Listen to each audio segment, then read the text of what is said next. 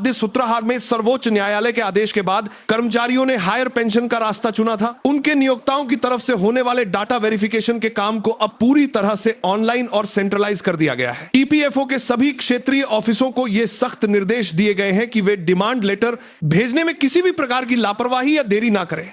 इससे कर्मचारियों को बिल्कुल साफ तौर पर यह मालूम हो सकेगा कि उन्हें अपने पीएफ के पैसे से कितना हिस्सा पेंशन फंड में भेजना है और उसके बदले में भविष्य में उन्हें कितनी ज्यादा पेंशन हर दिया जाएगी, महीने मिलेगी। यह एक बहुत ही पेचीदा और मुश्किल हिसाब किताब है जिसमें कर्मचारी के पिछले 20-30 साल की सैलरी का पूरा इतिहास चेक करना पड़ता है। यही वजह है कि पोर्टल पर कई बार तकनीकी दिक्कतें आ जाती हैं, लेकिन अब ईपीएफओ की तकनीकी टीम इस पूरी प्रक्रिया को एकदम पारदर्शी और आसान बनाने में पूरी तरह से जुटी हुई है। मेरे प्यारे दोस्तों, अगर हम केंद्रीय कर्मचारियों के 8वें वेतन आयोग महंगाई भत्ते की असली दरों, फिटमेंट फैक्टर के पूरे गणित, बुजुर्गों की अतिरिक्त पेंशन की मांग और ईपीएफओ के ईपीएस 95 के नियमों को एक साथ जोड़कर देखें तो तस्वीर पूरी तरह से साफ हो जाती है। यह स्पष्ट है कि आने वाले कुछ महीने हमारे देश की पूरी कामकाजी और रिटायर हो चुकी आबादी के लिए एक बहुत बड़ा टर्निंग पॉइंट साबित होने वाले हैं। कर्मचारी संगठनों और पेंशन यूनियनों ने भी अपनी तरफ से मेहनत करने में कोई कसर नहीं छोड़ी है। वे सरकार के हर एक लेवल पर अपनी सही मांगों को पूरे तर्क और पक्के सबूतों के साथ पेश कर रहे हैं। अब गेंद पूरी तरह से सरकार के पाले में आ चुकी है और देश के करोड़ों परिवारों की निगाहें आने वाली कैबिनेट बैठकों,